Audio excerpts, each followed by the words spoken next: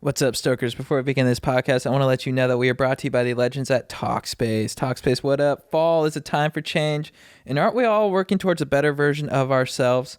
It's the perfect time to focus on your mental health goals with Talkspace. Match with a licensed therapist today at Talkspace.com and get $100 off your first month with promo code GODEEP. We are also brought to you by the legends at Manscaped. Manscaped, thank you so much for keeping our trims pubed, for looking after our hogs, for making sure that our dinks are looking fresh and clean. Because ho, ho, ho, gentlemen, the holidays came here early at Manscaped, the men's leading hygiene brand.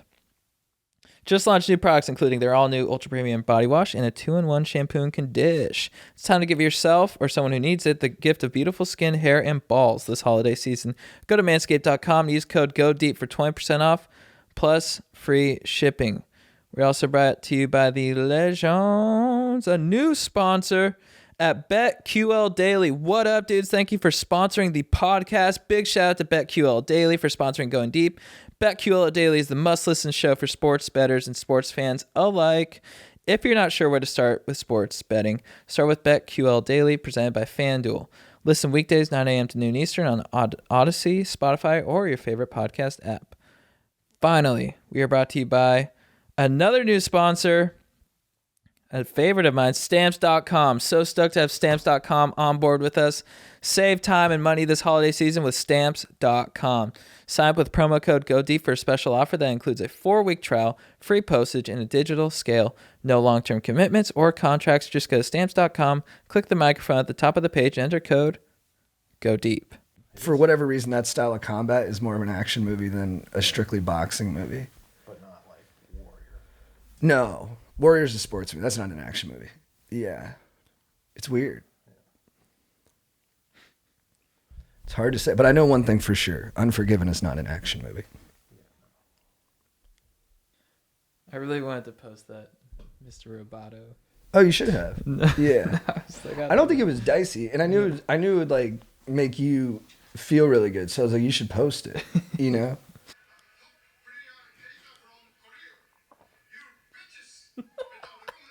We should keep this in the pod and also mention that we went out drinking on Saturday. Yeah. And we were hanging out in a group. Yeah. And you were talking to a pretty gal. And it seemed like you guys were vibing. Yeah. And then I look over and Chad's kind of buzzed. And I just see him pull out his phone and put it down. And then I'm like, what's he showing her? So I kind of lean over to look, and it's the Miami Vice boat scene. Yeah. Just playing on your phone. Yeah, dudes, if you... And you were like looking at it, and you're like, look at it, look. Check it out. And she was like, uh-huh.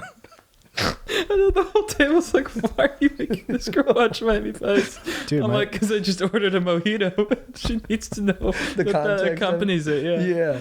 My buddy was just on a game show where it was like a guess this word, sort of password sort of thing. And the word was mojito that they lost on. Whoa. Really? Yeah. No, you got to win that. You can't lose on mojito. Yeah. I'm trying to think what drink you could lose on. You could lose on... I can't think of another drink. I think you should get them all. Dude, yeah. But I love ordering mojitos now. I think maybe just because of that movie, but...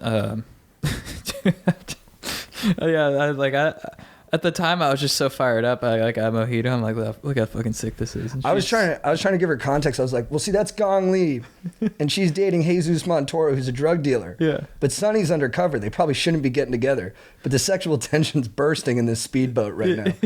She was like, okay.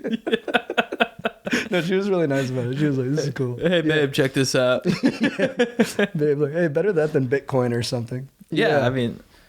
Oh, I was, but then afterwards I was like, because it was a jazz club, I was like, let's go dance like Colin Farrell and Gong Li. Good idea. And we tried to do it, you know. I think from what I remember, we you were dancing well.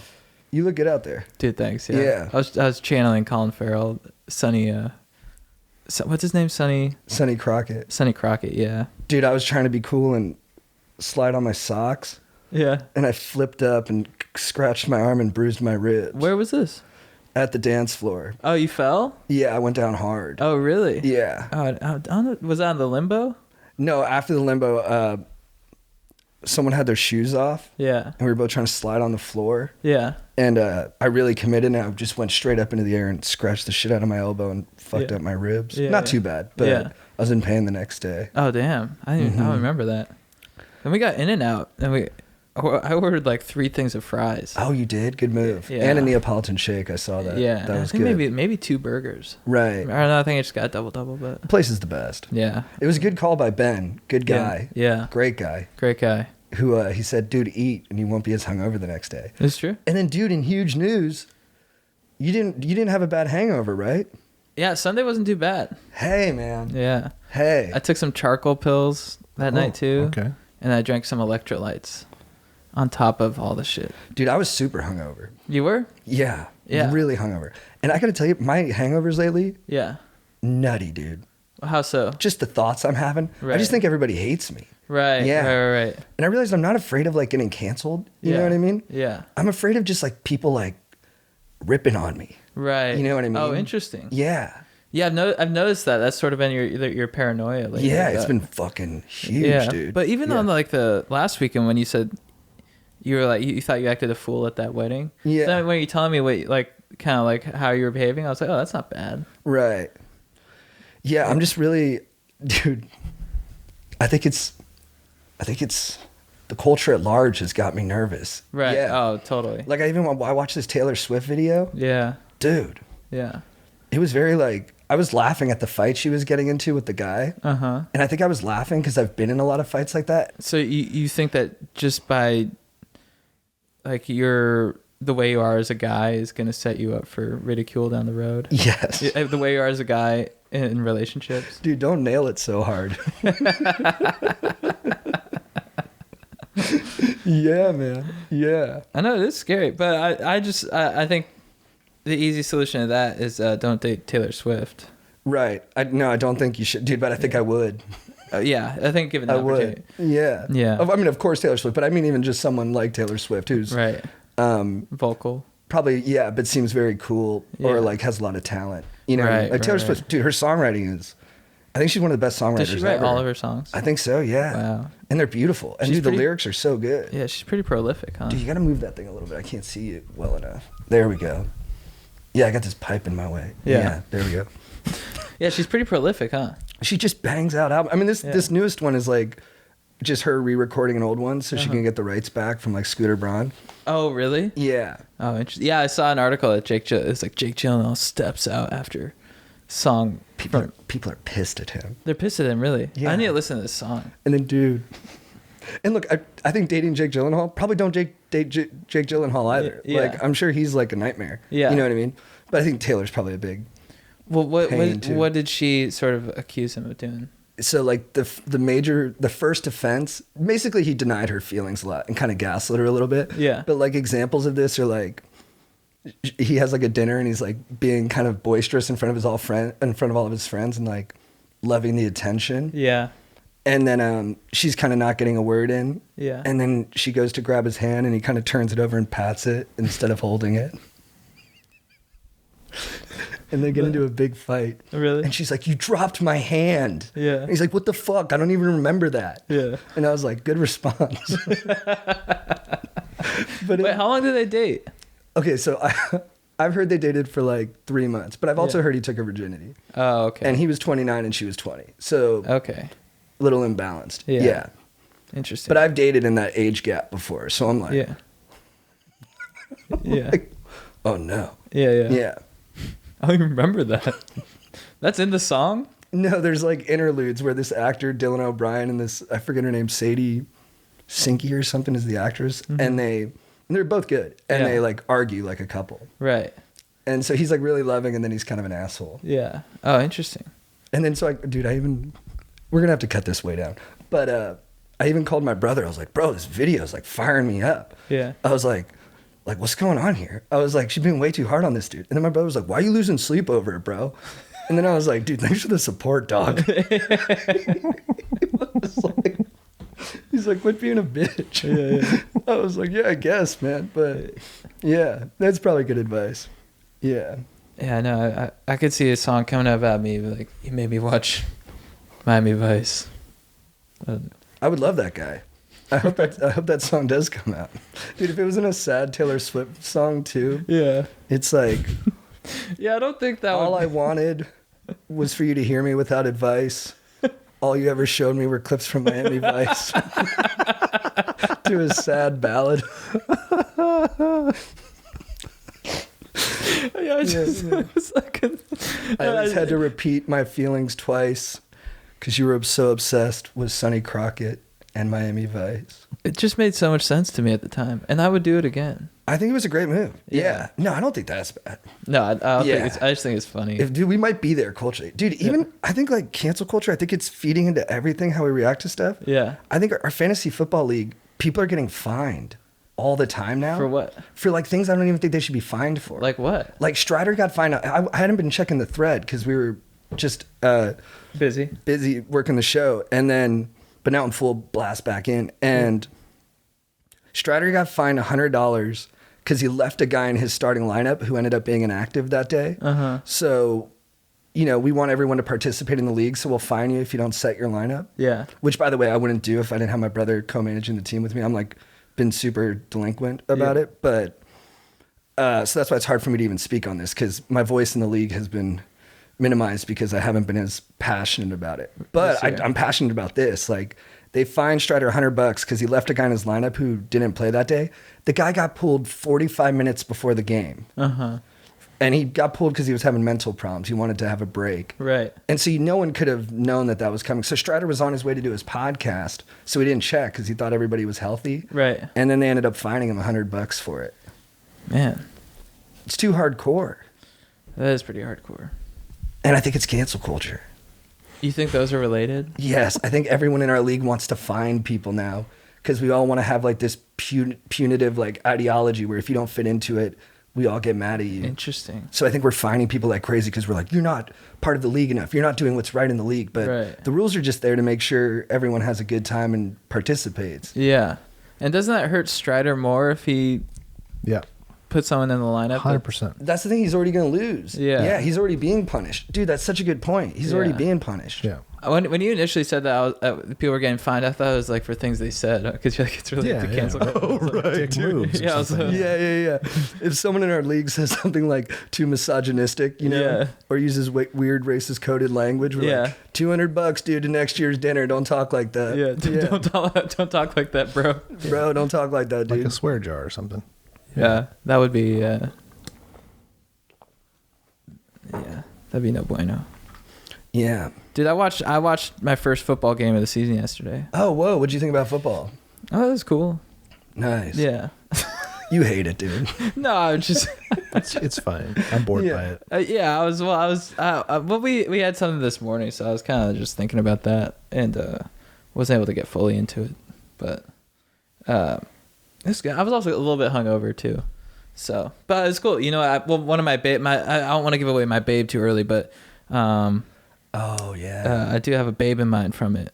It is fun to watch, but you know what? I've tried to like my whole life. I've tried to get into sports, and like I've tried to become a fan like many times. Like in high school, I like was friends.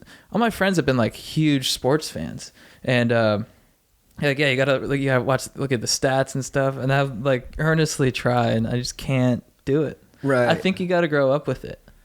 Yeah, dude, I think sometimes they're weird, like arbitrary things. Like it makes a lot of sense not to be into them. I don't know what it is that makes someone a sports fan and someone else not a sports fan. Yeah. Yeah, but it's funny. Like when I'm super into MMA. Yeah. And it has a lot of fans, but a lot of people don't like it or like just don't get it. You know.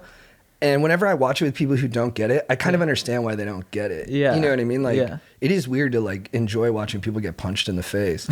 But I just fucking like, it inspires me. I feel like really connected to people when I watch it. And I just love the two guys going against each other and one's going to prove they're tougher. Like, I love that. Or more efficient or whatever it is that makes them good. But yeah. Well, I do love a good sports movie. Well, because you like art, you like storytelling. Yeah.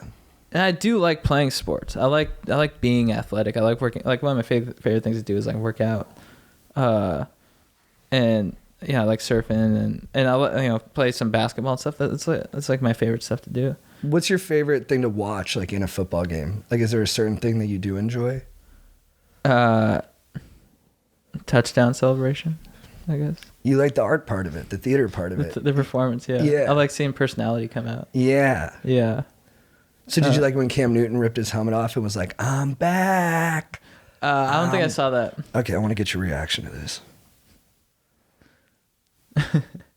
Cam Newton. Dude, look at that Jimmy World shirt here. Yep. Wait, so you kind of shook your head on, you don't think you have to grow up with sports? Well, No, I think you do. I think you do to some degree. yeah. But I don't know. My dad wasn't super passionate about sports, to be honest. Really? Yeah, I just got super into it when I was about 16.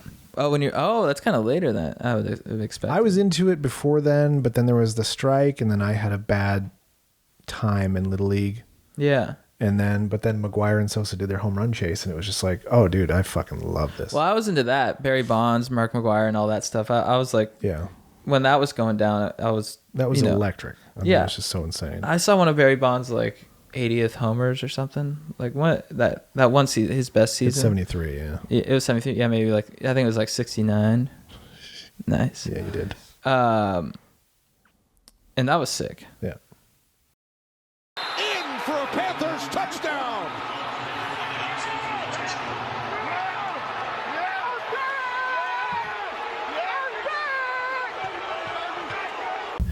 I thought it was okay. Yeah. I like more of a goofy celebration. I saw one guy like take someone's electric guitar and strum it. So was there too much intensity in Cam Newton's face there? Yeah, you're just like, He doesn't have context either. Right. So Cam Newton used to be the quarterback for Carolina. He won an MVP one year. He took him to the Super Bowl. They got their asses kind of whipped. Yeah. But he was a good player there for a while. But he kind of fell off a cliff. They got rid of him. And now he's back like 3 years later because all their other dudes are injured. Oh, really? Oh, okay. Yeah. That's cool. Yeah, that makes more sense now. But I wanted your pure reaction to just his... Yeah, I mean, I don't... if you're gonna give like a... If you're gonna give like a more of like a cocky kind of celebration, there has to be some humor in it, I think.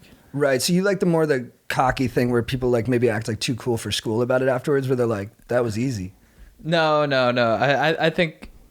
I just like goofiness. I like it. I like when they do like... I just like when they do funny shit. I can't think of any examples, but whenever I see it, it gets Where me the fired football's up. a grenade. Okay, what about Yeah, this? something like that. Yeah. Rodgers snaps it quick. Pressure coming. Scrambles to his right. Pumps and runs. Aaron Rodgers is inside the pylon. Touchdown Packers. It's Rodgers running for the score.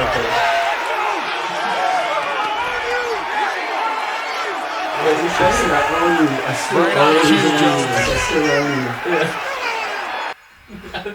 Yeah, that was hilarious. You like that one? Yeah. Because just yelling at the fans, I own you. It was just funnier to me. It was funny too because all the Bears fans, like Maurice's a huge Bears fan, Yeah. and he was like, he does. Yeah. Yeah, he does. Because he's beaten them like, what is it, like 18 out of 19 times or something like that. Oh, really? That's not right, but he's beat them like for like the last 10 or 12 years, like every time. And the Bears are kind of struggling this year, huh? Yeah, they've been bad. What's their record? I don't know. They probably got like 3 wins maybe Who's on top right now? in the whole thing. Yeah. Who's the best team right now? The Cardinals just lost, but they're good. Their quarterback's hurt. They Yeah. have the best record. I don't know if anyone thinks they're the best team. And then, well, some people do. But they're a little banged up.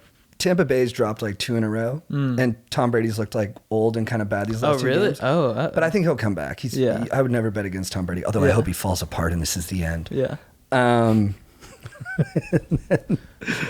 Which AFC teams are good? The Patriots are starting to be good, but they're not the best. It's probably the Bills Right. in the AFC are really good. And I know I'm forgetting. Someone's going to get mad I didn't say the Rams or somebody else pretty good. And this is like the first time the Bills have really gotten good, right? They've been good the last like 2 or, like pretty good 2 years ago, really good last year, and now Right. like contenders. Yeah. Right. Yeah. And That's a cool story. And they have great fans. Yeah, they're always smashing the tables. Yeah. Wait, can I show you one more clip? And this was actually going to be my Beef Babes or the Legends thing. Yeah. I think only 2 guys could have beat Donald Trump in debate, and I think one of them is Arnold Schwarzenegger. I think he could have beat him because like Trump couldn't have been like, you're a pussy to him. He would have been like, I'm Mr. Universe. And Trump would have been like, in which universe? And then he would be like, any universe you can go to, sissy. We all would have been like, nice, dude. And then I think Charles Barkley could have maybe beat Trump because he's so good at talking shit. I love watching Trump. I guarantee you LeBron wasn't mad at the whiny or the inappropriate. When you said that man doesn't want to compete, that's what ticked him off. And I would have did the same thing. I would have came right back at your rack. I would have came up here and punched you in your face. That's what I would have did. Well, first of all, you're not a good fighter. Listen.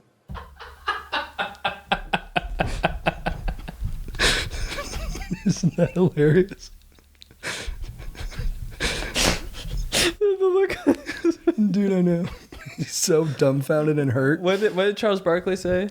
So Shaq's like, if you would have talked shit about me like that, I would have hit you right in your rack. Well, and what did Charles Barkley say? He said about LeBron? He was talking shit about LeBron. Yeah, he's saying LeBron didn't want to compete or something like that. Yeah, and then Shaq was like, I would have hit you. And Charles Barkley was like, well, first of all, you're not a good fighter.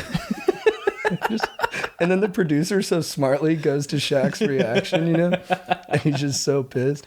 And the thing is, for context on that, Shaq tried to punch Charles Barkley one time. Barkley ducked and tackled him. Oh, really? And was like, so, and it was like, and that was when they were in the NBA. Yeah, and it was a super short skirmish, but Barkley, like, it looked like he would have won the fight. Yeah. Do you think they're enjoying being commentators more than being in the NBA, or do you think they enjoy their time playing basketball more? I bet you there's days where they prefer commentating, but I think overall they probably like basketball more. Yeah. Yeah. I mean, maybe at the end it sucks when your body breaks down and it's not as easy as it used to be, and you have a lot more pressure, but I still think they probably got a bigger thrill from that. But dude, they're hilarious. Yeah, I mean, to get to that level, I mean, you gotta have some drive in you that's like, you know. Yeah, you gotta love it. Yeah. Because at that level, it's so everyone's a really good athlete, and everyone's like huge or different or special. Yeah, you kind of have to like. Some guys maybe not as much, but I think most of the guys who are the best are psychos about it. Yeah. Dude, that one clip of Shaq dunking on the white dude. Yeah, I forget the white dude's name. I think it's, what is his name? I want to say like Chris Duncan, but that's not it. Yeah. Wait, you saw this clip, right? Where Shaq dunks on this dude and just like humps into his face and knocks him over. Oh yeah. Oh, he knocks him over and then he just pushes him over. And the way he runs down the court and he's like so happy with himself. Yeah. But then Barkley made fun of him too. Shaq talked about fighting. And then Barkley's like, man, you can't fight. You only ever punched white guys. And then Shaq makes that same hurt face again. And he's like, it's really fun. Barkley's the best. First of all, you can't fight. Did you see SNL did like a Joe Rogan impression? Oh yeah, it was with horrible. Pete Davidson. Yeah, dude, that was the thing I heard from other comedians that I liked was like when they were like, it was a bad Joe Rogan impression. Yeah, like well, is that intentional? So yeah, the Tim Dillon's theory was that like they're basically saying we don't respect you enough to do a good impression. Right. But do a good impression. Yeah. Yeah. Yeah, I watched that yesterday morning. It was all just very off-putting. Because I was just like, I don't know. I mean, the jokes weren't even. No, the jokes were bad. They just did like the lazy. S my D. Yeah. S my own D. Like. I know when they make fun of him about that. Yeah. Because he said he could suck his own dick. I'm like. I think that's awesome. Yeah, isn't it progressive too that he said that? Yeah. Yeah. I mean, not that I care one way or the other, but it's like, I didn't think that was a big thing to like make fun of. Yeah.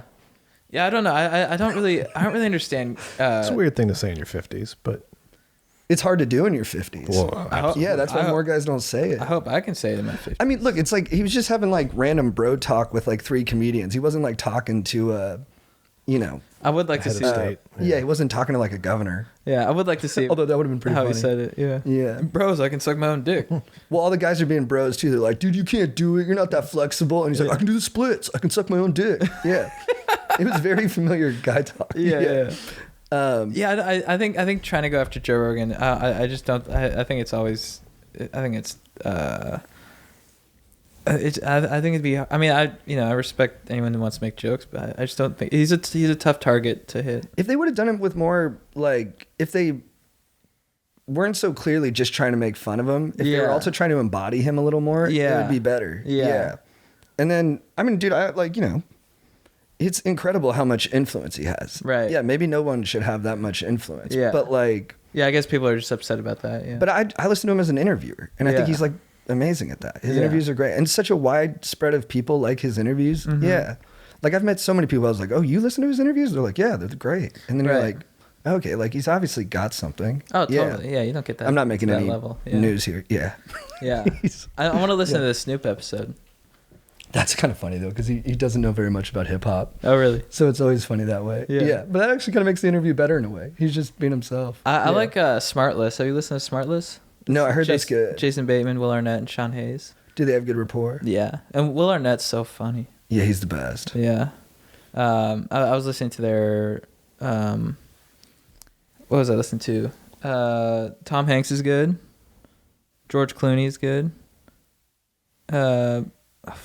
What's his name? Dumb and Dumber guy, not Jim Carrey. Jeff Daniels. Jeff Daniels, he's good too. That's good too, because I bet you they're all big enough stars too, where like they can talk to those people like friends. Yeah, you know what I mean. They act like friends. Yeah. Yeah, because sometimes when you listen to that big of a person on an interview, everyone does the same interview because we all have basically the same questions we would ask them. Yeah. You know what I mean? Like, what was it like to make Castaway or something like that? Yeah. But they can actually talk to them with some like, they already know all that shit. It's kind of like a fun hang. Yeah. Yeah. That's good. A good bro hang. Dude, it's funny. My brother's wedding's coming up this weekend. Yeah, I'm excited. I'm excited. I haven't started writing my officiant speech yet. Oh, you haven't? When are you No. gonna start? I know I need the pressure to be on a little bit, Yeah. and that'll generate the time. I mean, I'm gonna do a good job. There's no way I do a bad job. Do you have the whole? Yeah, you're gonna crush. But do you have the whole routine down? The The structure? Mm-hmm. No. Yeah. How long are you supposed to go for? 5 to 10 minutes. Oh, that's not bad. Oh, okay. Yeah, there we can go. do that. Yeah. Dude, my dad called me. Oh, your today. speech 5 to 10 minutes. Yeah. Oh, I thought. But the whole like ceremony. Oh, the whole ceremony is like 30 minutes, but the Yeah. in between stuff is easy. Yeah. Yeah. And you sort of know where those. Oh yeah, I know parts that are. structure. Okay, Yeah, and I'll go yeah. over it a bunch with my brother before we go up there. But it Yeah. only takes me. And you have rehearsal too. Yeah, and I'm fucking quick with this shit, bro. I'll Yeah. pick that shit up. Yeah. I mean, you've been in front of a crowd Yeah, many times. but it's a big moment. Yeah. My dad's really nervous about it. I had to give him Really? like a pump up speech. Really? Yeah. What's he nervous about? He's like, I don't know. I just I don't know what to say, and I kind of. About his speech. Yeah. Oh, interesting. And he's like, he kind of needed to be. I had to give him like, you got this, man. You Yeah. come from the heart. I Yeah. was like, you're good. You got gravitas, Dad. Yeah. I was like, the people are gonna want to hear from you, and no matter what you say, it's gonna work because you're coming from the heart. Yeah. And then he was like, thanks. Yeah. Yeah. No, and that's sweet though that he cares so much. Dude, he's really gone above and beyond. Yeah. Yeah. I think he almost hired a speechwriter. Really? That's hilarious. I know. Well, first he called my mom. It was like, hey, Monica, are you hiring a speechwriter? Yeah. And my mom called me and was like, your fucking father. And she didn't say fucking. She was way cooler about it, actually. I just want to amp it up because it's a better story that way. But she was like, John Thomas, your father said the weirdest things. Like, are you hiring a speechwriter? Yeah. And she thought it was my dad, like, kind of talking shit, being like, oh, do you need a speechwriter? And Yeah. I was like, no, I bet your dad's hiring a speechwriter. Yeah. And he's like, he just wonders where you're at on it. Yeah, And then, yeah, that turned out to be what it was. My dad was just hiring a, So he did hire one.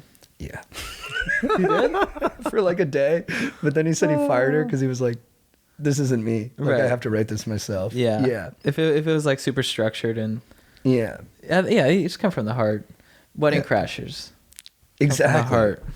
It's so sweet, though, that he cares so much. I was really No, I like moved by it. I like that. Yeah. Especially because he's so he seems to have so much like confidence when Yeah, he's you're super around him. alpha. Yeah. Yeah. So that the fact that he's so nervous about it is funny. I know. Yeah. It's sweet. But it's going to be a great wedding. I was telling my dad, I was like, dude, it's going to be a great party, and it's going to be the Oh, wedding yeah. of the year. Oh, huge. And dude, credit to my brother. He hasn't been freaking out at all.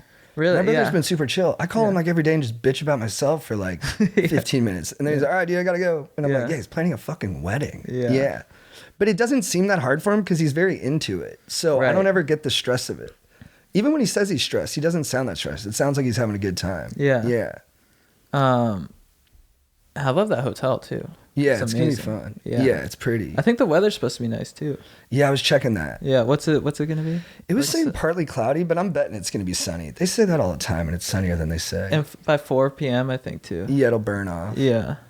No, it's going to be really fun. Yeah. I'm stoked you're coming. That'll be fun. We're Yeah. both dateless. Yeah. Yeah. We got to go. Like Kramer says, you got to go unfettered.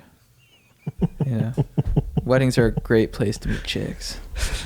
Although, you know, I matched with some San Diego girls recently. Oh, so you might ask for the. You might. Well, I'm like, well, okay.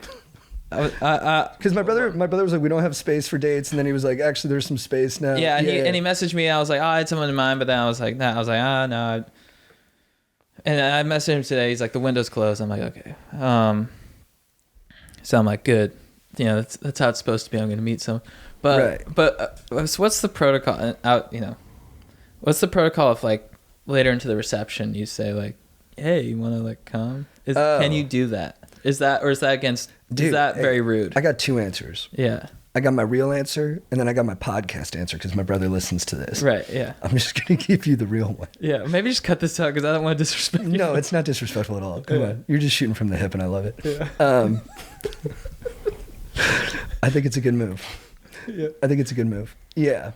Because like once everybody's... Because it's... Okay, and it like depends on the wedding. Past everything. Past the speeches. When it's like 11 p.m. and people are dancing. When it's just pure party and all the ritual is out of it. Yeah. I think that's a smart move. Yeah. No, I would never be like, hey, babe. Okay. Right, like in the middle of dinner when it's like when everyone's just in free-for-all mode. Yeah. And then also the bride and groom are past the stressful part and they're just getting hammered now. Yeah. So they won't even notice. Right. And it's a big party. If it was a small wedding with like 10 people, I'd be like, that might stick out a little bit. Yeah. It's like 200 people. It's a big wedding. Yeah, they won't notice at all. Yeah. Yeah. But yeah, don't try to get her a seat at dinner. No. And actually, I might be being too like I don't think my brother would care. Yeah, I don't know. I mean, the last thing I would want to do is, be disrespectful. So, that's true. You're like the most respectful guy I know. Yeah, it's true. I think I'm too respectful. Really? Yeah. Maybe. Isn't everything going pretty good though? That's true. Yeah. Thank you. Yeah. I worry about it too. Yeah. Yeah. Like, should I be a little bit more? You know what though? I was feeling today. I was like, you go through like phases in life, like for the past like year, I was pretty like kind of like, hammering at home, just like, not partying, work hard and stuff. But now I'm in a phase where I'm kind of like, I want to let some steam off. I've been raging. Yeah. I want to rage and stuff. But then I get in my head, because I'm like, by virtue of what we do, it's not like we have like I feel like whenever I party, it hinders my, performing ability. And so that's why I get paranoid about it. But at the same time, I'm just like, I was like, yeah, I'm still a little bit like not 100%, but I'm just like super happy. You know what I mean? So I'm like, maybe there's like, I don't know, maybe I just need to rage a little bit. Yeah, balance, right? Yeah, balance. That's what my dad told me. I was like, Dad, I just want to find the next thing that I can be like really focused on. He's like, why don't you just go somewhere you've never been before? Right. And then I was like, I don't really like doing that much. Yeah. Yeah. Although it does sound like a good idea. Yeah. Yeah. Yeah, it's tough to know, because especially in like LA culture, like when I would go for, be sober for periods of time, you make sober friends who put in your mind, they're like, there's nothing worse than a belly full of booze and a head full of AA, where it's like every time you drink, your head's just like, man, I'm fucking everything up. But in my case, I don't think that's necessarily the case. No, I don't think so. Well, that's why it's nice having friends too, like my brother Strider, who do party, but like they seem to be regulated people. Right. Like, they're pretty balanced and they don't seem to like blow things up, Yeah. They're very like steady. Yeah. Yeah.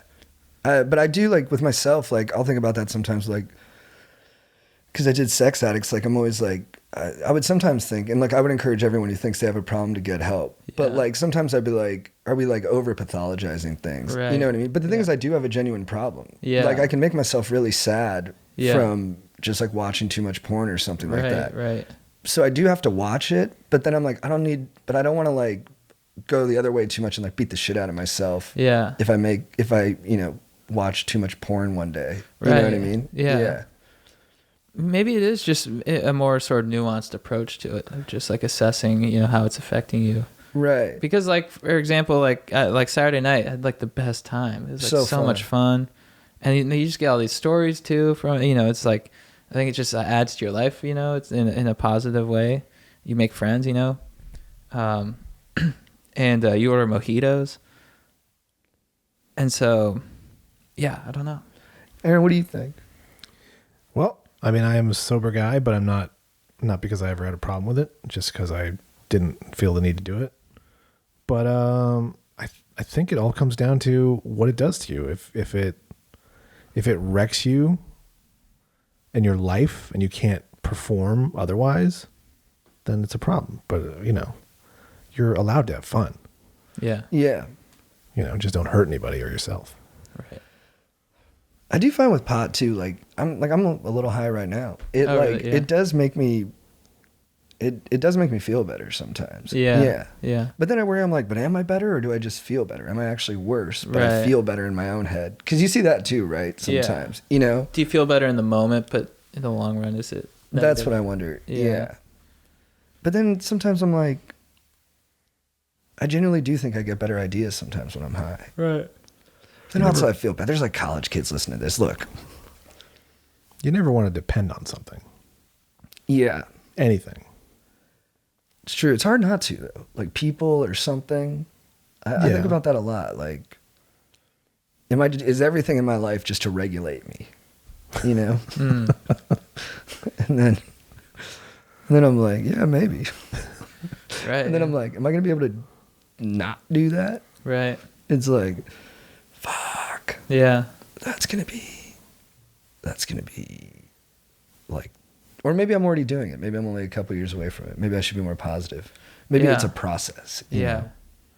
It's tough. I mean, learning how to be alone and just, happy, just existing. It's a really tough thing to achieve. That Pascal quote, man, like all of man's problems arise from his inability to sit in a room alone with his thoughts. I was like, fuck, dude. Yeah. It's like, yeah, dude, sometimes I'll just be, that's why I liked watching Moneyball. And I'm going to talk about Moneyball later too, because it's my favorite movie of all time. I decided. Dude, the thing I like about that movie is Brad Pitt has this, he's so overcome that's what you like about that movie. Yeah, part of what I like, but I got more to say. It's mostly Brad Pitt. He's got right. I thought you just meant this emotion. Yeah. No, Brad Pitt's incredible in it. Incredible. The way he can feel his like passion and his frustration over his passion. Yeah. And just like how just much he wants to change things, but feels like he can't. There's so many roadblocks. I was like, yeah, I feel like that every day. Yeah. Yeah. Yeah. Just like overcome. Philip Seymour Hoffman. Yeah, he's awesome in it. Yeah. Just being like, shut up, Billy. Billy, shut up. We got to talk about my contract. Yeah. 1 year. I like that era. You're allowed to have fun. You're allowed to have fun. Yeah. You're allowed in your 20s. You're allowed to make mistakes. In your 30s, try not to make as many mistakes. Oh, I like this. Have fun. In your 20s, you're allowed to make mistakes. In your 30s, you're allowed to have fun. Yeah. Yeah. That's what's scaring me now, too, is like the scale seems like it's changing. Like I have to be harder on myself for mistakes now than I was like 10 years ago. Yeah. Like it's not cute anymore. Right, you know what I mean? I'm like, yeah. you're a dumbass, dude. You know how this plays out. Right. Yeah. Yeah. That's growing up, man. Should we get into questions? Sure. Let's do it. Yeah, this is probably not a podcast about growing up. I don't know. I also just spent a lot of time thinking about stuff I said.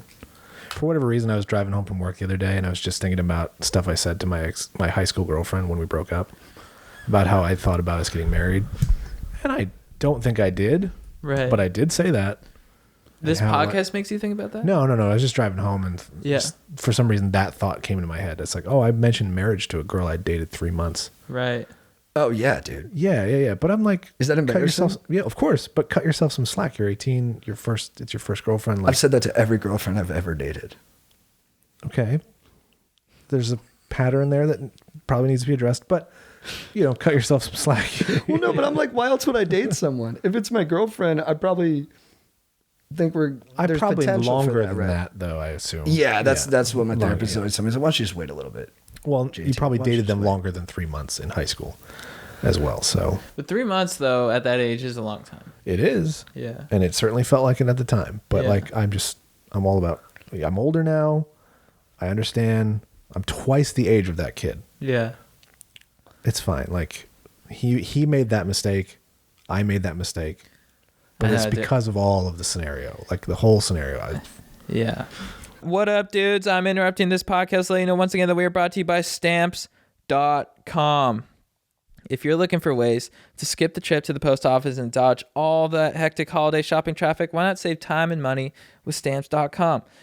Stamps.com lets you compare rates and all that good stuff You can get exclusive discounts on UPS and USPS services all year long. And it just makes sense. And guys, it's so easy. I mean, waiting in line at the post office to get stamps is probably the most annoying thing ever. And stamps.com takes care of it for you. You just go to their website, you order a bunch.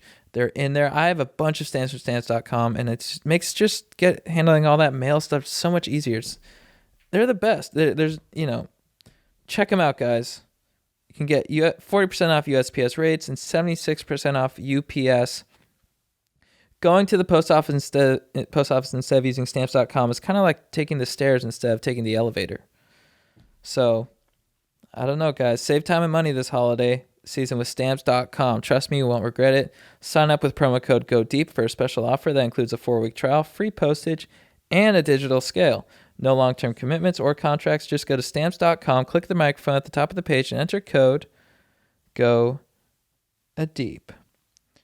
We are also brought to you by the legends at Talkspace. Talkspace, thank you so much for sponsoring the podcast. Legends, guys, we love therapy on here. Therapy is a good thing. It's always, you can never go wrong with going to therapy. I mean, what do you have to lose? And mental health is super important. You got to make it a priority in life, and Talkspace makes it super easy and affordable. And, meeting with a therapist to work on your mental health is just as helpful as hiring a personal trainer to work on your physical health. And the positive impact can be just as life-changing.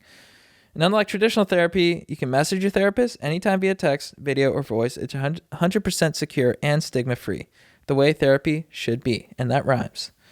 And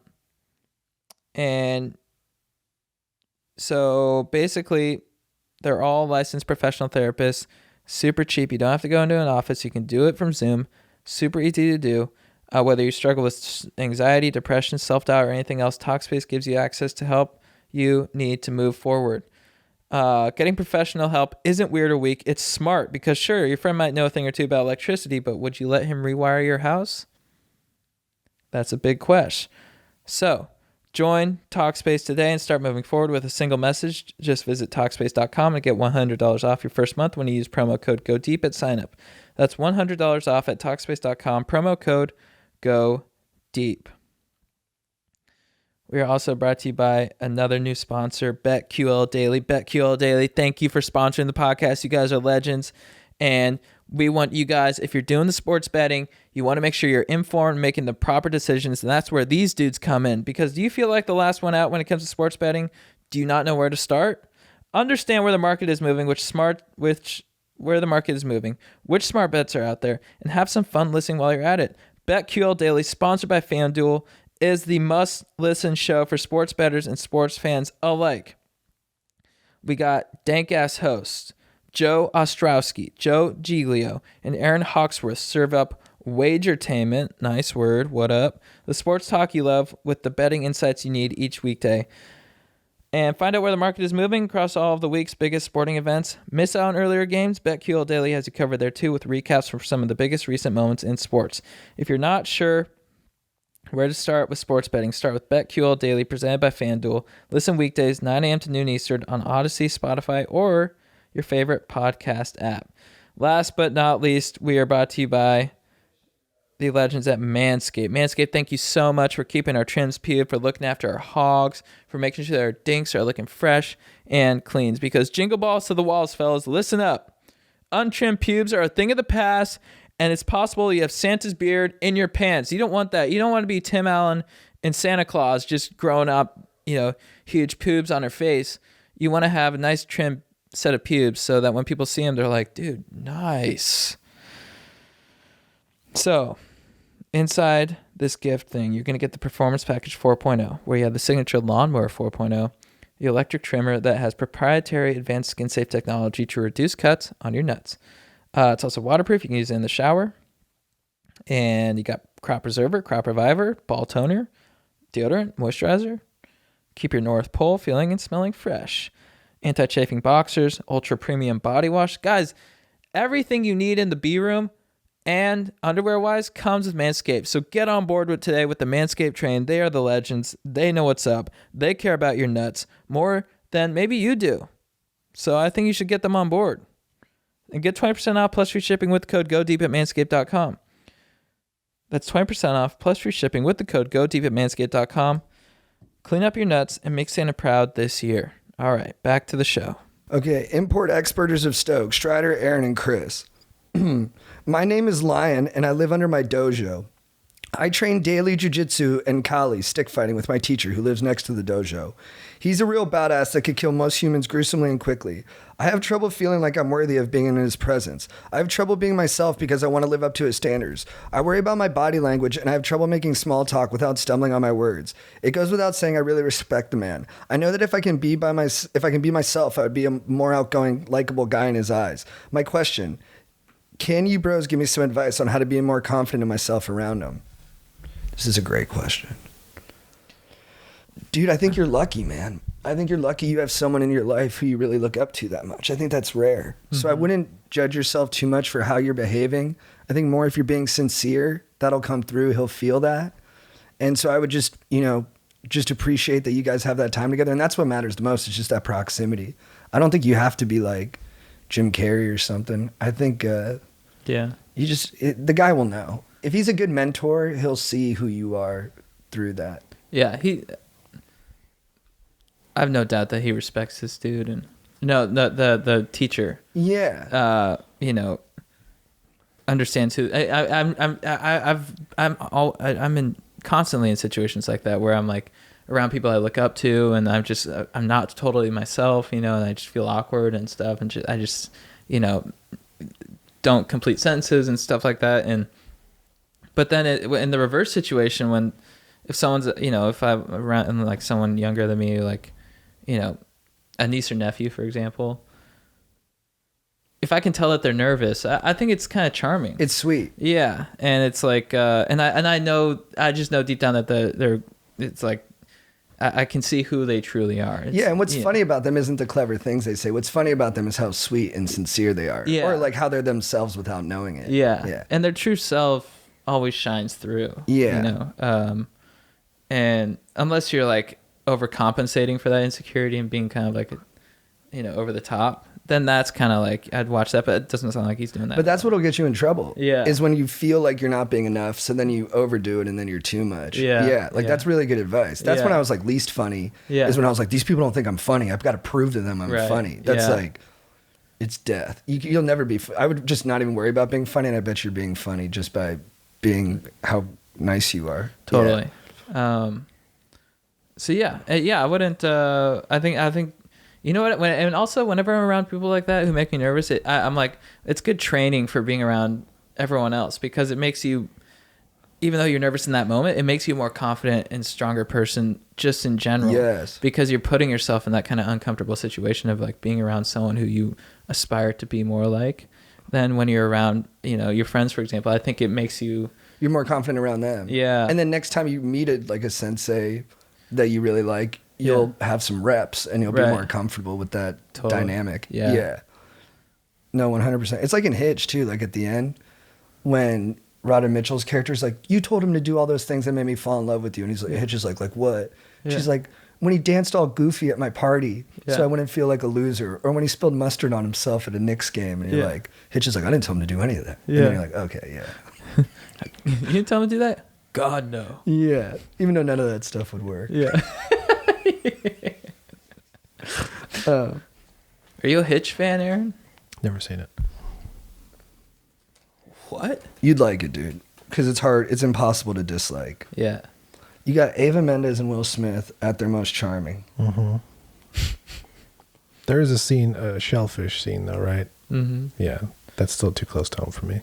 Are you allergic to shellfish? I am, yeah. Really? Yeah. How do you react? What happens? Hives, mostly. So far. It's a boner jam. When was the last time you ate some shellfish? Well, I can say this. The last time I had an allergic reaction was 4 years ago today. Oh, okay. And I don't know what caused it. Interesting. But I think it had to have been shellfish related. It's weird. This is a good question. It's long as fuck, dude. You guys ready? Oh, can I say to the last guy, Yeah. don't say Cali. What do you mean? I don't like Cali. For sticks? No, for Cali is the state of California. No, I think he means it was KLI. Oh, okay, sorry. Fighting stick. It sounded like you said. Yeah, All right, well, I might have. This is still a public service announcement. Don't call California Cali. It's really annoying. It's CA, California. Well, that's putting up a red flag that you're not from there.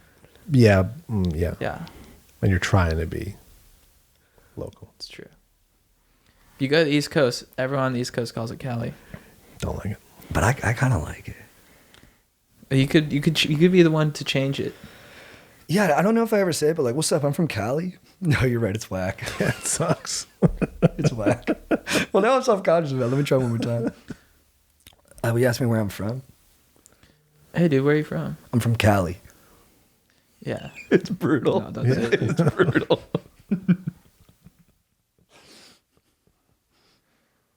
Don't say it, bro. Don't, dude. Don't. Bro, stop talking like that. What's up, Stoke Lords? Mad props to what you guys are doing on the pod. I'm a full-time college student and currently working at a consulting firm. Those Monday mornings after some major Sunday scaries are brightened up when I throw on an episode of Chad and JT while I work from home. You guys are what gets me through the day sometimes, so steez of you. Let's get down to business. I think I'm a sex addict. I drink, but I'm no alcoholic. I vape occasionally, but don't have a nicotine addiction. I smoke kush sometimes, but I'm not a stoner. Sex is the one thing that I can't get away from. I hate saying that because it makes me sound like a pretentious douche, but it's the truth. I've been off and on with girlfriends for as far back as I can remember. I've had 2 girlfriends in my time here at school, and up until recently, we have had very minor amounts of arguments and entanglements post-breakup with either of them. It's tough to avoid because they're in my frat's big friend group, so seeing them often is basically a given. Although I've left them both many times in the past and have displayed major dickish behavior, they always seem to come back to me at sporadic times. Not gonna lie, I've pursued a few times, but 90% of the time it's them reaching out and trying to sneaky link with me. I've fallen into their trap far too many times, and sometimes I have a hard time saying no. Sometimes I say no, and after some major convincing, I will cave and do it. I know how toxic this is for both parties, but this has seriously been taking a toll on my mental health. I'm still hooking up with other girls outside of the ex-girlfriend sitch, but these 2 recently I've been getting much more involved and eager. A few nights ago, I double dipped and had sex with both of them in the same night separately. They found out through the grapevine and then been verbally abusing me over text and in person. Although I understand what I did was honestly quite disrespectful from anyone's perspective, I've warned them multiple times in the past that what we do late at night on the weekends is nothing permanent. They have also dealt with me in the past and know that I sometimes feel no remorse for my bad actions. I've warned them. We are doing what we're doing to serve a specific purpose, which is catching a nut. Although this is the mentality, I do find myself pillow talking with them post-smooch for quite some time. Sometimes I'll even sleep over depending on how late it is. Since they found out, I feel like I've been walking on eggshells. I think it would be best for me to take some time to myself and abstain from any sexual activity until my mind clears up. I understand why they're angry, and I'll never be able to give a real explanation of my actions besides that it was out of pure lust. Realistically, neither of them will ever sleep with me again, so that's not an issue anymore. I just want to hear what your guys' perspective, and would love to tell you guys the full story because there's boatloads of context. I think we have enough context. Mm-hmm. Yeah. That I couldn't even begin to mention in this email. I know some of your typical responses are to maybe find a hobby or hang with the boys more, but I already do both on a daily basis. I picked up surfing and hiking towards the end of the summer, and I'm going to give skiing a shot this winter. My guys are my backbone, and there's no disconnect there. They couldn't care less what I do with my wiener, but are also supportive of my thoughts about being addicted to this stuff and are there to help. I'm planning on seeing a therapist this week. I've never truly opened up to anyone about my excessive sex drive. I think it'll work out in my favor, but we'll see where it goes. Is he being a little hard on himself? I think he's like kind of being hard on himself and then not actually being hard enough on himself. Yeah. Like he's being too hard on like the diagnosis, being like, I'm a sex addict. You know what I mean? And then like really, I don't know if he's a sex addict. I think if you're having a hard time controlling it, maybe take some time to sort of reassess how you approach, sexual activity.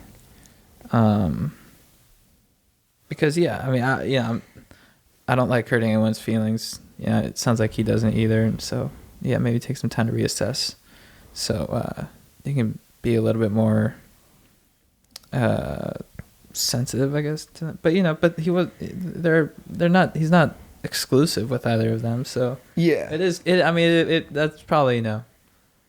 I mean, I've always like had debates with guys who are in this situation about this stuff, and I've been on both sides of it. But it's like, it's like, how culpable are you for a mistake someone else is willing to make? And it's like, oftentimes people won't hear what you say; they'll respond to what you do. Yeah. So if you're still having sex with them, people will and guys do it too. We'll just be like, oh no, they do like me. Mm-hmm. You know what I mean? Yeah. Yeah. I think therapy's good. Yeah. It seems like you want to talk about your feelings and you want to be honest about them. I think therapy will help you through it, and maybe you'll find a dating kind of system that's more beneficial for you and the other person. Yeah. Yeah. Totally. But it's tough, man. It's tough. Yeah. I think that's why, yeah, dating's hard because someone's going to get hurt, and it sucks on both sides. Yeah. I don't know. I would not recommend you date Taylor Swift, bro. You're going to be in trouble. See, when he said he slept with both of his exes the same night, I was like, I don't feel like that's a problem. Like, unless he reached out to both of them. If he reached out to both of them that night and slept with both of them, then I think that's a little more of a gray area. But like, if they both individually reached out to him, like, what's his responsibility to either of them as exes?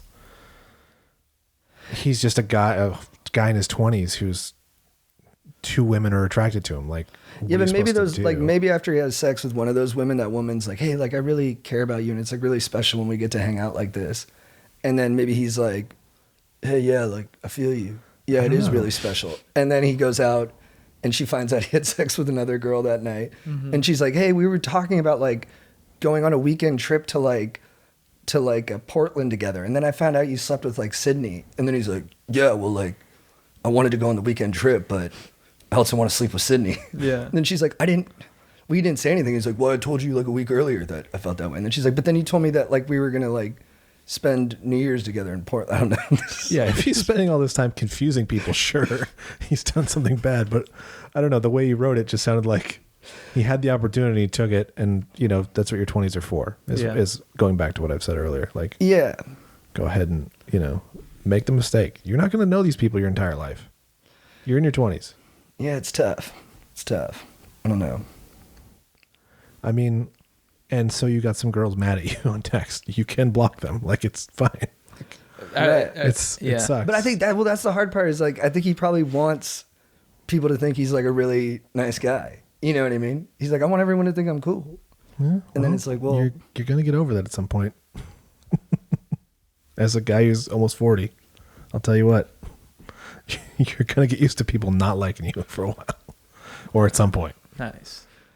Not everybody. You can't please everybody. That's true. That's a good way to think about it. You can't please everybody. If you unfortunately, Bill Cosby said this, but like if you try to please everybody, you end up pleasing nobody. So right. But Bill Cosby did say that.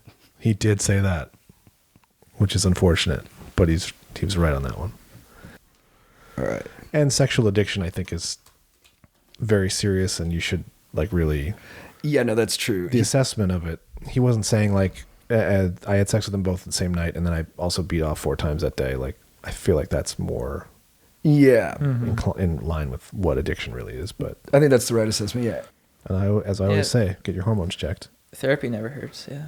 He could have an excess of testosterone. That's what's making him do these things because we are essentially controlled by them, right? By our hormones. So, yeah, that's true. All right. I'm nervous to get my hormones checked. You're solid. You're probably fine. I know, it just makes me nervous. What are you nervous about? I just don't like getting stuff checked. That's true, because the only news is bad news, basically. Yeah. It's good to know. It's good to have the information. If I have low T, what am I going to fucking do? But you don't act like kidding. No, but I hear you.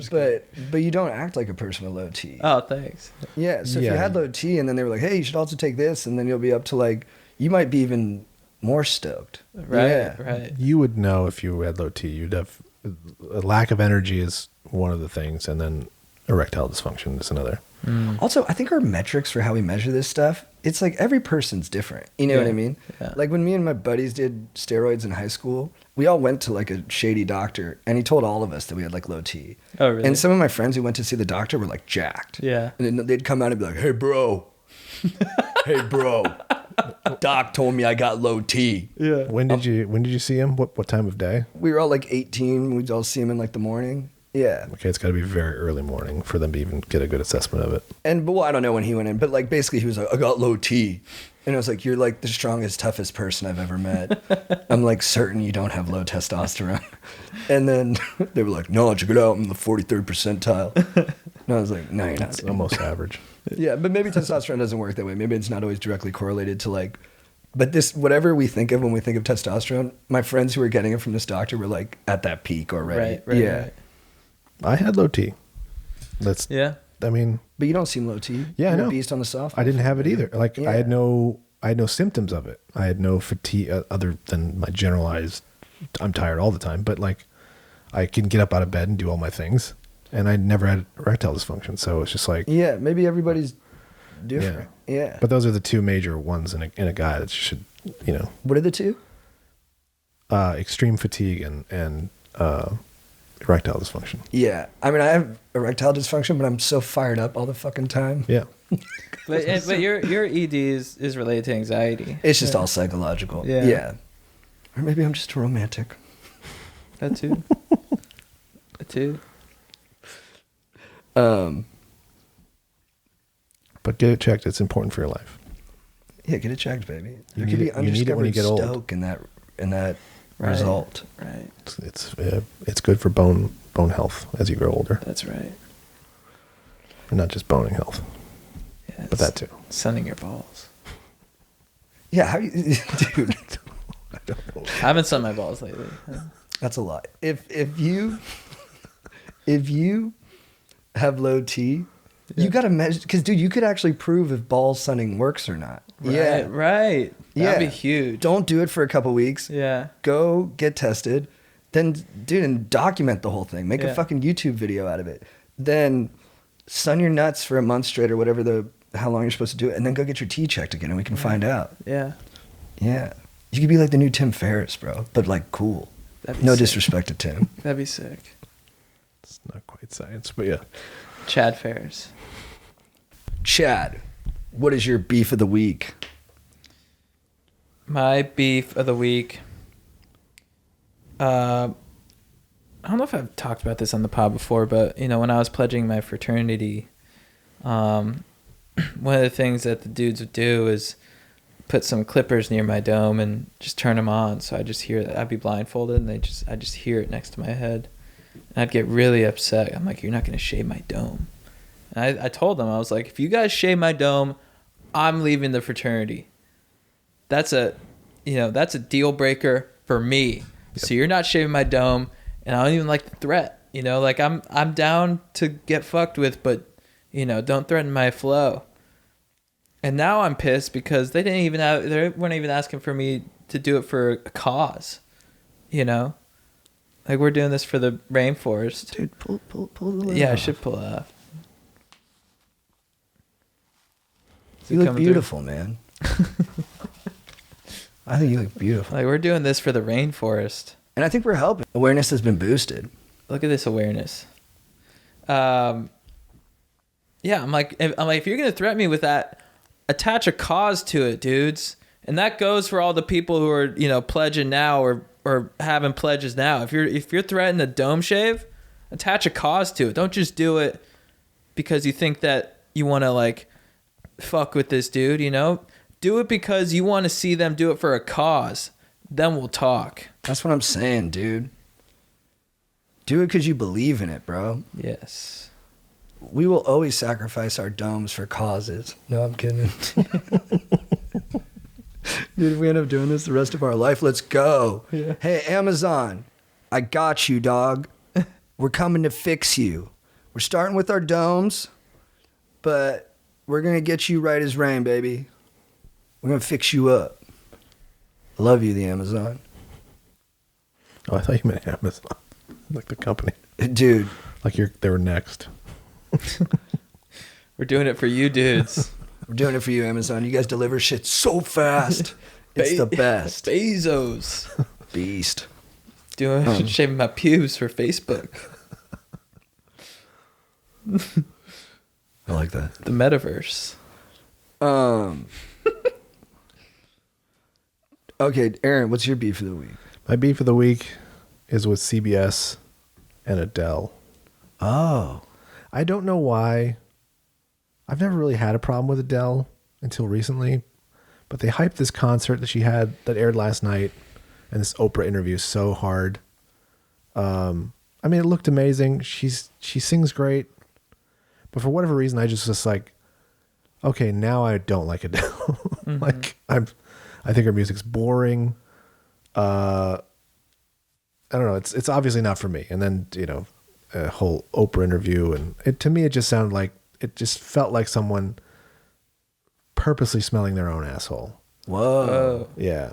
And everyone in the crowd was a celebrity, which I thought was very annoying. If you were watching that from anywhere else in the world, if you had any head on your shoulders, if you're just like, oh, Tyler Perry, then you're fine. But like, I'm literally like, oh, so no regular folks could get a ticket to this? Right. I didn't know about it. I wouldn't have gone, but my wife would have gone. I'd have watched the baby. But I don't know, just something about it just stuck me the wrong way. So I've been tweeting mean things about Adele lately. Whoa. Interesting. Nice. I like it. I need to see your Twitter. I didn't know you tweet. Yeah, I got to check this out. I've only kind of reinvigorated it a little bit lately. You're poking the beehive there. I've had some thoughts. Not to say Beyonce's audience, but... Nah. Yeah. No, I can't do that. Wife would leave me. Dude, my beef of the week is with jazz music. I like the idea of it. Like, I'll read about it, and I'm like, oh, this is cool concepts. Yeah. And it sounds like these are real artists who really think about stuff in an interesting way. But when I listen to that stuff, I'm like, nah, dude. You know what I mean? I back you on this. And then it's loud. Yeah. Like live, like a saxophone or a trumpet live. It's like, and it's like it's real puncturing. Yeah. And you're just like, Jesus, dude. And you're trying to like talk to someone or like chill. And then it's just like, this dude's just like being so loud. Yeah. I'm like, you know what? How about just a chill little bass and a drums and just a set of mood, But no, they're like, hey, look at me. And I'm just like, it's not for me. As a theory, it's great. But when you listen to it, you're just like, nah, dude. Yeah. I got you. Who's your babe of the week? Justin Herbert's flow. Dude, that's his name, right? Yep. Oh, yeah. The Chargers quarterback? Yeah. Dude. I was not aware of this dude until yesterday. Whoa. Whoa. That's all I gotta say. I saw that flow and I was like, oh, whoa. He's cool. It was cool. It was like cool to witness. And he's a good football player too. I was like, that's pretty awesome, man. Good for you. He is good. He's got great arm talent. He's been slumping a little bit these last 2 weeks, so maybe you'll boost him with this. Dude, I DM'd him. I told him how sick his flow is. Yeah. That's awesome. He didn't get back to me. One day he will. But maybe Stokers, I'm throwing up the bat signal. Yeah. 'Cause I want to, let him know. And then I'll be like, dude, would you ever consider shaving the line down? Dude, you could do a funny interview with him about his hair, with you missing some, and just like your sadness about not having it. You're like, what's it like to have amazing hair? He's like, well, you're like, I used to. Yeah. Kind of. Aaron, who's your baby of the week? Much better flow than Phillip Rivers. Yeah, for sure. Yeah. Always kind of a Caesar cut.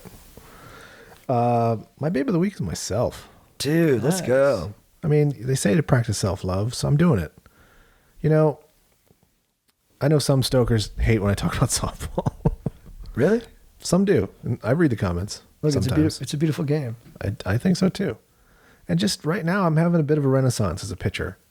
I'm really working a curveball pretty well. Whoa.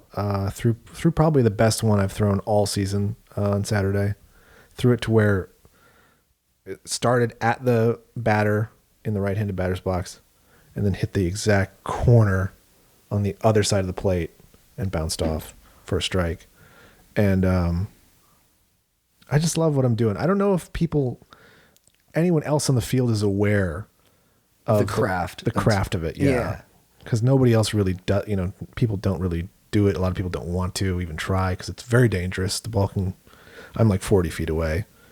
This ball can come at me at super high speeds, but there's just something about when I throw the ball with intent to like miss the sweet spot or, I just know when a guy's like a really good hitter and I get them to do something, make an out they didn't want to make. It's like, right.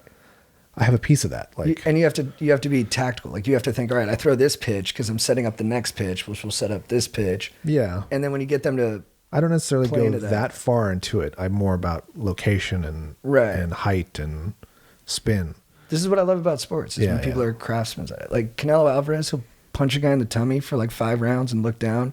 And then in the 6th round, the guy gets used to it. He puts his arms in, and then Canelo Boom. Yeah, hits him over in the top. face. Yeah, yeah. And then you're like, whoa, dude, like you were thinking that entire time while your body was all stressed out and shit. Yeah. And I'm sure it's just this, it's one of those things that kind of cycles where you're really good at something for a little bit, and then you kind of hit a peak or a, and then maybe go down a little bit, Yeah. you know. But right now it's really working for me, and I don't know how It's else all to say things, it. man. It's great. And it's not like we've even won every game, but like there've been big outs from just like, I got that, and no one else can maybe see that. That's what it is. That's It's beautiful. Yeah. Dude, my baby of the week is putting gas in your car. I love doing it. And also, dude, when I was growing up, everything I ever owned broke. You know what I mean? I take bad care of things, but also like, you know, you get toys and they stop working after a while. You got like a remote control car. It works for like a month and then it starts being on the fritz. It's like nothing worked consistently. So when I got a car, I was like, it's going to be the same thing. Like I couldn't believe the first time I just was out of gas, put gas in my car and then turn it on. It kept running. I was like, this is fucking amazing, dude. Like these things work all the time. Although I know you had bad luck with the battery, but Yeah. I'd written this before then, and then I was like, oh damn. Dude, I went back and it just turned on. There you I tried go. AAA there though. I was Yeah. like, oh, I guess it works. That happens. Yeah. Yeah. But but most of the time it's incredible. You just like you get in your car, you just turn it on. It works like 99.8% of the time. It is cool. And you just put That's a good gas way to in look it. at it, yeah. And they figured it all out. They're like, you just got to pump this gas in it, and it'll keep running Yeah. for another 5,000 miles or whatever until you need to get checkup. I'm like, dude, that's fucking awesome. Yeah. It's a good way to look at it for sure. Chad, who's your legend of the week? My legend of the week, Chappelle Show. I've just been watching a bunch of Chappelle Show. It's the greatest. I mean, some of those sketches never get old. They're so funny. You can just rewatch them over. I mean, Rick James, of course. You can just rewatch them over and over again. And I've been watching it too, and it's like uplifting in a way where it's like he's so he comes off in it as so like carefree and like he's really doing what he wants to do. And he's got this great mix of like being immature, but also like having like something to say, which I love because I love how silly and like how he can just throw out like, you know, shit jokes and stuff, Yeah. but it's still hilarious. And it's like that I think that's what makes it kind of so rewatchable and just so magnetic. It's like, oh, he's truly just making the show he wants to make, Right. and he's making the jokes he wants to make. And he doesn't really give a fuck about how people are going to perceive it. Although I guess he was stressed out when he was making it. But that's just, as an audience member, you're watching it, you're like, oh, this dude really just made his own show. No, it's true. hilarious. And still he does a very different thing now. Yeah. But you always get the feeling when you're watching him, and I think it's part of what makes him so captivating, is Yeah. that he's truly honoring himself. Yeah. Like at every step. It never feels like he's ever like compromising what he thinks or what he thinks is funny. He's always Yeah. like, no, this is exactly. Yeah. It's unbelievable. He can, especially in his stand-up show, he can just sit there in the silence and that tension and just be like, this is exactly what I think. Right. Yeah. Yeah. And somehow still make it funny. Yeah. Yeah. More than almost anyone. Yeah. He's amazing. Aaron, who's your legend of the week? My legend of the week, I just listened to him on WTF, George Clooney, Cloon Dog, Nice. as I call him. Just seems like such a great guy. Like he's super fun to listen to. He's super funny and super thoughtful. He just turned 60, which is amazing. He still looks that good. Talking about his wife and how they met, like he's just super earnest and like, dude, I didn't think I was going to meet anyone I'd fall in love with, and I met her. Just like, boom. That's nice. It's amazing. And in the same way they decided to have kids, he just like, yeah, I want to have kids with you. That's it. And then they did. So, yeah, just a beast. Obviously has an amazing career. They talk about Michael Clayton, of course, which is great. Probably the second best movie that year. Yeah. Because Moneyball came out that year. Or no, maybe it didn't. I think Moneyball came out the year The Descendants came out. Damn it. Yeah. Was Michael Clayton 08? Yeah, which was a great movie because I think that was There Will Be Blood and No Country. No Country and Dark Knight. Ratatouille Dark and Knight. Once and Dark Knight. Dark Knight came out that year too. Yeah. Didn't get nominated, but it should have. Assassination of Jesse James. I think that's one of the That's a best good one, movie yeah. years ever. This good Richard Gere movie, The Hoax. Oh, I never saw that. Oh, It's but good. I know the story of that. Yeah. It's really good, right? Yeah. You know, I watched the other day is that Brad Pitt, James Gandolfini movie. Killing Him Softly. Yeah, what'd you guys think of that? Did you guys see it? It's kind of like too on the nose. Yeah. Like it's, you know, like it's about like the financial crisis, but not like in a direct way. But like every time they get into the car, it's like a Barack Obama speech or like NPR. I'm like, I don't think these gangsters would be listening to that. Right. Yeah. But it's like interesting, but I don't think it worked as a movie. Yeah. Yeah. Yeah, agreed. And actually, I didn't really buy Brad Pitt as like a stone cold killer. Dude, I was about to say, I actually Yeah. don't think Brad Pitt's very good in it. Yeah. As good as I think he is in Once Upon a Time and like Moneyball, I think those are like some of the best leading man performances ever. Yeah. Or I guess he's not a leading man in Once Upon a Time, but I think they're great movie star performances. Yeah. Sorry, Aaron. I think he's pretty bad in Yeah. Well, he just him as a stone cold killer. It's just hard to. I actually just watched a couple clips from that movie, and in the Yeah. end where he's talking to the Richard Jenkins character, and he's like, "This is America, and in America you get paid. Now pay me my fucking money." And I was like, I don't buy it at all. Yeah. I was like, I would not pay you. Yeah. Yeah. Yeah. You don't see any evil in him. No, and then that dialogue's really tough. Like, Yeah. it's like this gangster. Like, I don't know. I think The Sopranos would have handled that like in a more elegant way a little bit. Yeah. Yeah. A guy that pretty should be evil like Patrick Bateman. Yeah. Right. Not. Like A a gangster. like a vain kind of evil, not like Yeah. a gritty evil. Yeah, exactly. Who would have done it better? Him or Bateman? No, well, yeah, I think Christian Bale actually would have been. I think Christian Bale could actually go that way. But I'm Yeah. trying to think what other actor would have crushed it. I thought Viggo Mortensen because of Eastern Promise. Oh, Viggo Mortensen would do it well. Yeah. Yeah. It's got to be someone who has like a coldness. That character has like a real coldness to him, and like Brad Pitt kind of has a warmth to him a little bit. Yeah. It'd have to be someone who's like a little more, I don't know, emotionally removed. Who's that one guy who's Willem Dafoe. Maybe Fassbender could have done it. He was probably too young at Fassbender? that time. Yeah. Again, though, a little too pretty. Yeah, you want Maybe. someone a little rougher looking? Yeah. Yeah. You like maybe when they were younger, like it would have been a good like Gene Hackman part or Tommy Lee Jones or something like that. Yeah. Yeah. I don't know. It's a tough one. Yeah. And then all right, dude, my legend of the week is it was you for the Miami Vice thing. I thought that was awesome. What? You for the Miami Vice thing. It's the best. We got to it sooner rather than later. Yeah, guys, pro tip, if you meet a lady, you're at the bar, order a mojito and show her the Miami Vice boat scene. Automatically romantic. It's the best. You said, this could be us. Yeah, right. If this isn't your dream, then we don't dream the same thing. All right, Chad, what's your quote of the week? I kind of want to switch mine up because it was like Rick James, cocaine is a hell of a drug, but that's so... Everyone knows that. What's a good quote? Maybe from the Rick James sketch of Chappelle's Show. And he's like, why'd you hit me like that? And he's like, 'cause you hit me, man. That was weeks ago, motherfucker. I was partying. He's like, no, you hit me tonight. He's like, I hit you tonight. I'm sorry, Charlie Murphy. I love that. That was weeks ago, motherfucker. I was partying. That is really funny. Aaron, what's your quote of the week?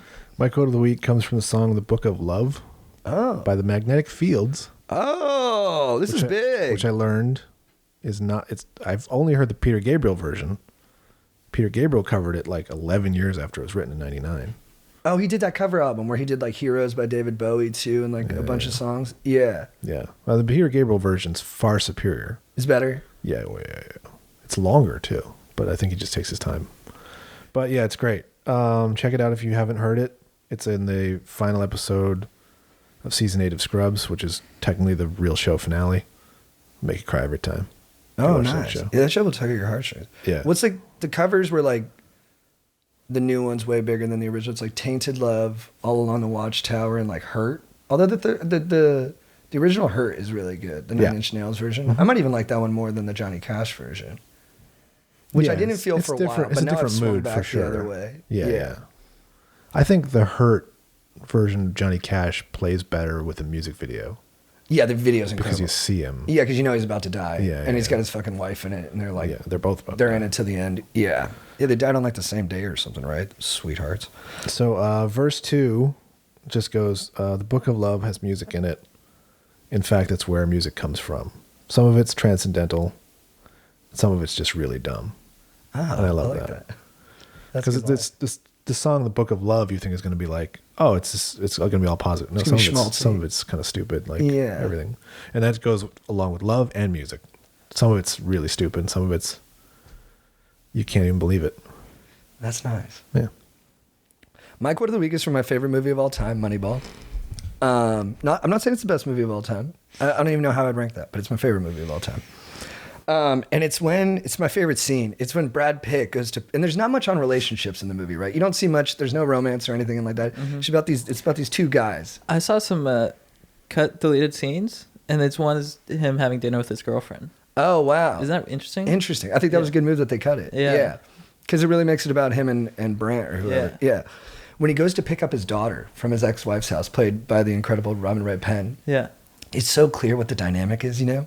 Because he walks in, he's like a jock. So her first husband was like this jock. He's a smart jock, but he's a jock. Yeah. And now she's dating this really kind of like effete, kind of like nebbishy guy, played really well by Spike Jonze. Mm-hmm. And you're like, oh, she matured up, and now she's dating this guy who's probably a lot easier to be around and is kind of gentle. Mm-hmm. But the guy's like super successful. So I think it's also the movie saying like, this is the kind of guy who thrives in contemporary society. Oh, interesting. Is like this kind of like wormy, kind of weak guy. Yeah. And like maybe Billy Bean's from this like older time where, you know, men were like men. Yeah.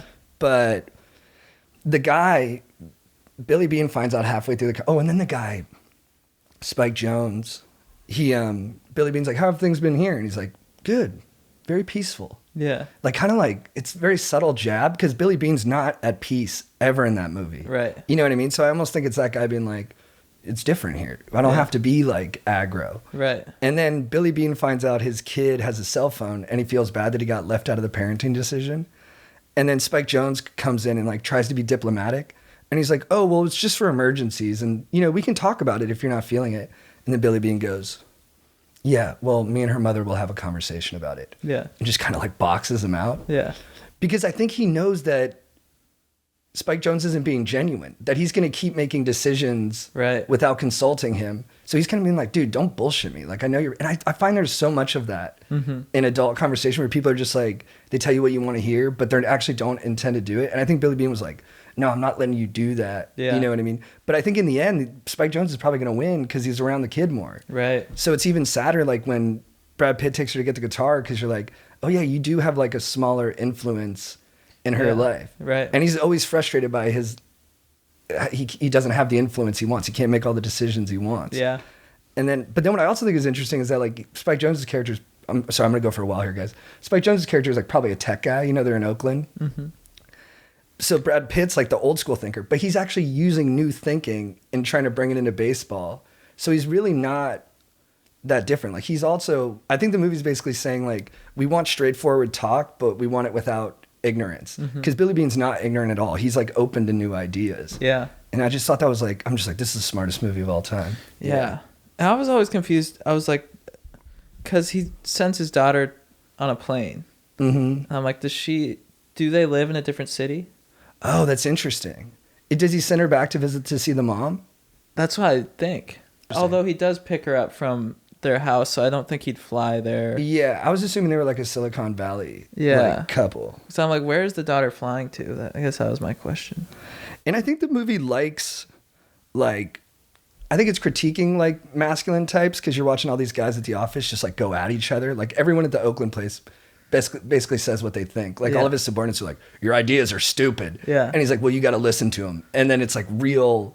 And then Spike Jonze is like the only character in it who's like, oh yeah, we can talk about it another time. And I hear you and stuff like that. Yeah. But it's like, I don't think he's actually. Yeah. Very peaceful. Yeah. He says very peaceful. I was like, and then Billy kind of rolls his eyes. He's like, I didn't realize that was Robin Wright. I think that's her. Yeah. Was that persuasive at all? No. No. You don't think all that was in play or it just doesn't matter? Oh no, all that's in play in the scenes, sure. I don't even know if that's what's on the page, but I think the actors made that happen. I think this is the defining debate of our podcast, along with In-N-Out versus Five Guys. And so your beef with Moneyball is that it doesn't give enough truth to what actually happened, which is that they had a dominant pitching staff that year: Tim Hudson, Mark Mulder, Barry Zito. Yep. And they had some other good hitters who weren't necessarily They had the sabermetrics MVP guys. of the league. Tejada, who had I remember his year that year. Yeah. And they don't mention Tejada. But you got to think about them just as a movie. Like, what if you were an alien and you saw it? Yeah. I would be a little bit bored. It's a baseball movie that rarely has baseball in it. But it's about so much more than just baseball. Yeah. But it's also really about baseball. Can baseball be analytical and romantic at the same time? Because as humans do that. Yeah. Thanks, man. I have a question, Aaron. Yeah. Do you like Brad Pitt? I do. I don't like think him a you lot. do. I do. I don't think you do. I do. 12 Monkeys. It's great in that. It's Dude, weird. he's amazing in Moneyball. He is everything. I find it weird. Well, I don't find it weird. It's not Billy Bean's fault that Brad Pitt got cast as Billy Bean. Yeah, I heard it is Billy. I heard Billy Bean said he didn't want anyone else to play him besides Brad Pitt. Then I do That's awesome. take umbrage with that because it's like, how dare you? No, I love the confidence of it. And dude, his real number 2 in real life, I think his name's like Peter Desposio or something. He ended up being a GM for Cleveland in football. He took his name off of it when they said Jonah Hill's playing him. Yeah. Because I think he was basically He was like, I'm not fat. yeah, he's like, I look more like Brad Pitt than this guy. He's like, my guy, you got to get Ryan Gosling to play me. And they're like, no, we're going for like an Odd Couple thing. He's like, fuck it, take my name off of it. He's like, I'm a fucking beast, bro. I watched some press conferences where they're talking about the movie and the way they handle that with Jonah's like, yeah, that's just a different name. Chad, what's your phrase of the week for getting after it? For getting after it, let's get a mojito. Nice. Aaron. Chad said it earlier, and I loved it. Let's go in unfettered. Nice. Dude, my quote of the week, I thought of it when you were trying to think of my phrase of the week for getting after it. I thought of it when you were trying to think of your quote of the week, is a share. Do you believe in life after love? Wow, wow, wow, wow. I can see something inside yourself says I really don't think you're strong enough. No. Do you believe in life after love? I can feel something inside myself says I really don't think you're strong enough. No. Do I have to give a disclaimer to turn down the volume on this podcast before that? No, I'll Level it. press it before we do that. Thanks, man. Was that brutal in your ears? Just the one note. Which note? A flat. Do you believe in love after love? That sounds good. I can feel something inside. Go, baby. No, stay in it. Inside me saying, I really don't think you're strong enough, no. Give me one more. I think you got more in you. Believe in love after love. That was nice. I want to keep going, but I feel like J.K. Simmons and Whiplash. I'm like, come on. Why do you suspect I just hurled a chair at you? What is his name? I don't know, but he's like so abusive in that. Why do you suspect I just hurled a chair at your head, Neiman?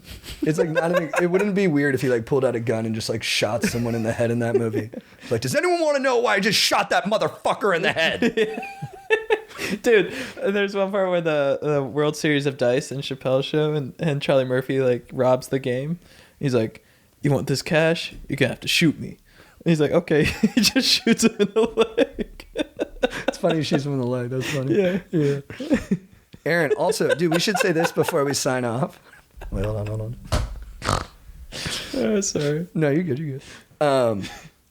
Aaron, so last week when Strider totally bungled the draft by picking Unforgiven, prior to that, he said, hey, the movie I'm about to pick is going to make Aaron jizz. And you told us before the podcast, you were actually ready to make a jizz noise because you were so confident he was going to say Top Gun. Yeah. But because he didn't say Top Gun and he went with actually the worst pick of the draft, no, sorry, Strider, you didn't get to bust. You didn't make your bust noise. Yeah, I don't know what it would have been at the time if you're trying to get me to do it now.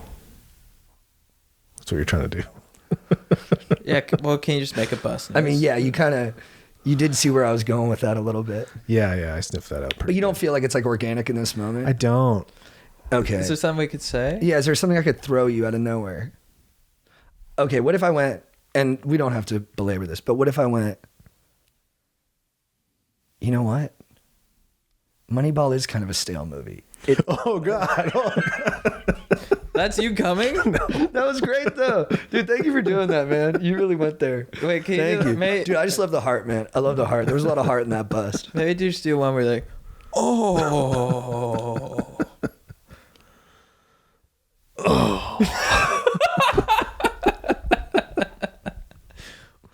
Oh.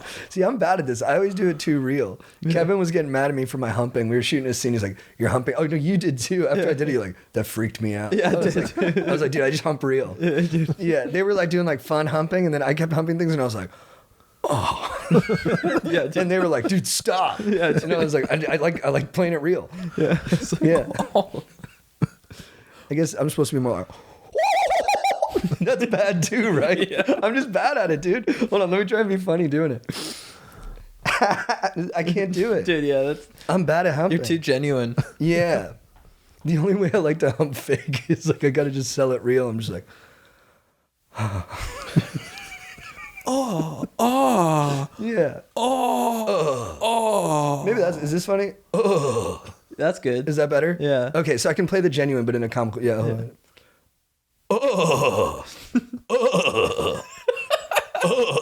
Is that funny? Yeah. Okay, good. I'm learning. You didn't think I could do it, did you, Dad? I figured it out. I know how to hump now. Oh man, I wish we could shoot that again. I would hump like that. I get it now, dude. I get it. There's a real art to it. That's craft. All right. All right. Good pod. Good pod. All right, dudes. Keep writing reviews. Give us those reviews. Say what up. And stay stoked. And just live your life. And have fun. Yeah, baby. Tell my people who be living it up. I said, what do I do? Hand me the screws. Give me the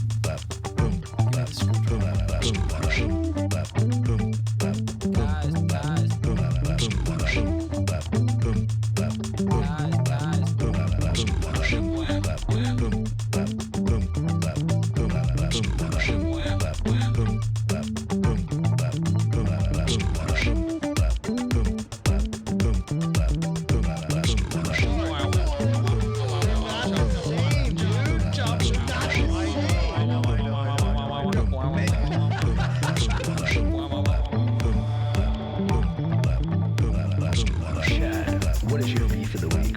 Aaron, who's your beef of the week? Strider, who's your beef of the week? Joe, what's your quote of the week? Chad, what is your beef of the week? Aaron, who's your beef of the week? Strider, who's your beef of the week? Joe, what's your quote of the week? Chad, what is your beef of the week? Aaron, who's your beef of the week? Strider, who's your beef of the week? Joe, what's your quote of the week? Chad, what is your beef of the week? Aaron, who's your beef of the week? Strider, who's your beef of the week? Joe, what's your quote of the week?